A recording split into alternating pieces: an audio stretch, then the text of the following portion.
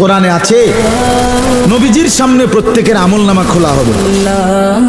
ওয়াজিনা বিকা আলা হাউলাই শাহীদা, নবীজিকে আল্লাহ বলছে আপনার সামনে উপস্থিত রাইখা আমি দেখাবো। নবীজি আমলনামা দেখে আল্লাহর নবী জিজ্ঞেস করবে উম্মত এটা কি?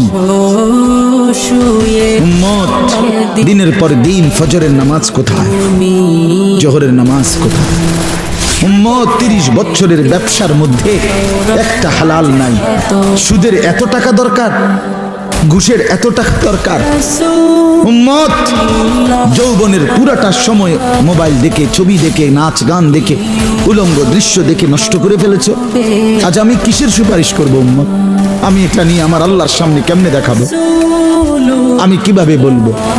হযরত মাওলানা তারিক জামিল সাহেব বলেন হাসরের ময়দানে নবীজি, আহা বাপ শুনেন শেষ কথা, হাসরের ময়দানে নবীজি নিজের পিঠ মোবারক চাদর সরাইয়া ফেলবেন আর উম্মতকে দেখায় বলবেন উম্মত দেখ না আমার পিঠ চালনির মতো ছিদ্র ছিদ্র, তায়েফের পাথরের আঘাতে আমি এই পরিমাণ ব্যথা পাইছি, আহত হয়েছি, রক্তাক্ত হয়েছি, মৃত্যু পর্যন্ত আর আমার ছিদ্রগুলো আর গোশত দিয়া পুরায় নাই। আমি এই ছিদ্র নিয়েই কবরে আসছি।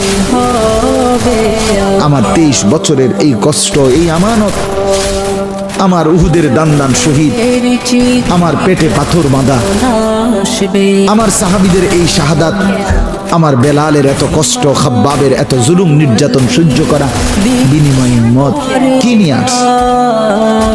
কি নিয়ে আসছে? জিন্দেগি কোনো কদর করলেন না। আবার ইন্নী লাকুম মিনহু নাযীরুম মুবিন, আল্লাহ বলছে নবী শুনাইছে 2 বার, পর পর 2 বার বলছে উম্মত